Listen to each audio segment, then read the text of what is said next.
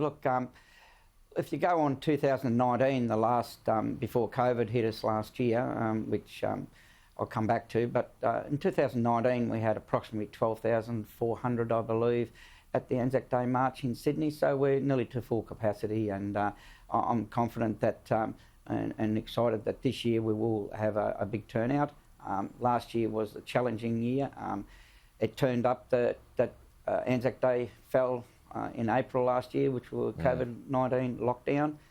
However, our Australians rallied around, and the Anzac spirit's live and kicking out there, and we managed to still commemorate Anzac Day last year by standing in our driveways, and the neighbourhoods got together, and local communities, and paid their respects to those who paid the ultimate sacrifice, and those who came home and still suffered, and of course those who are still serving today. So yeah, I'm very confident for this year. Me and my wife were among those, Ray, who did that last year. Stood out the front of the house with a candle bright and early in the morning. There was a few people in my neighbourhood who were doing that as well. Perhaps that'll happen again this year as well.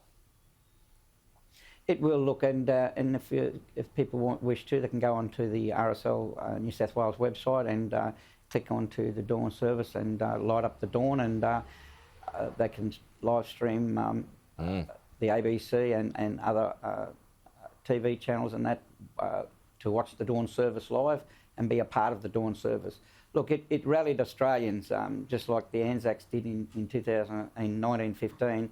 So in the year 2020, they rallied around just like our Anzacs did back in 1915. So the Anzac spirit's alive, and I'm confident that this year will be bigger in the light up the dawn, but also local communities are gearing up. Our Anzac Day committees and RSL volunteers, who are all veterans, veterans' families, are gearing up in their local communities to commemorate.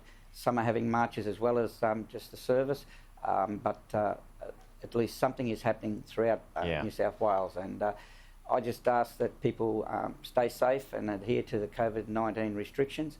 I mean, we've managed to survive through this period, and I know I've had a lot of feedback from veterans out in the communities and that, and they're really excited about being able to do it. And some of the guys, we've got people in, one person who's marching is 105. Yeah, a rat of Tobruk, Ray.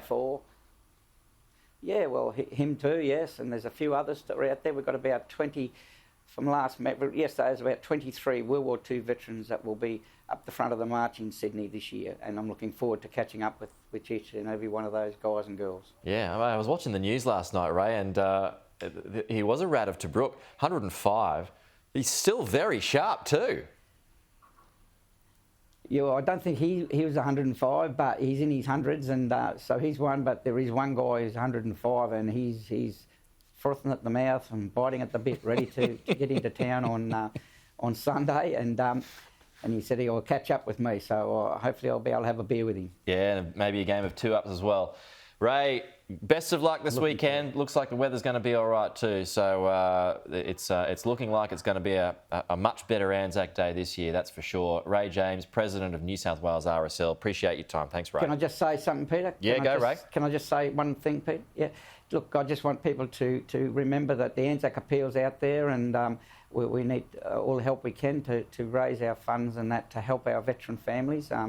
We've got a lot of issues amongst the veteran community, and RSL's out there, and we're looking after our veterans and their family members. And Anzac Appeal is up and running, and you can go online and buy a virtual a token and support the RSL to support veterans and their family members.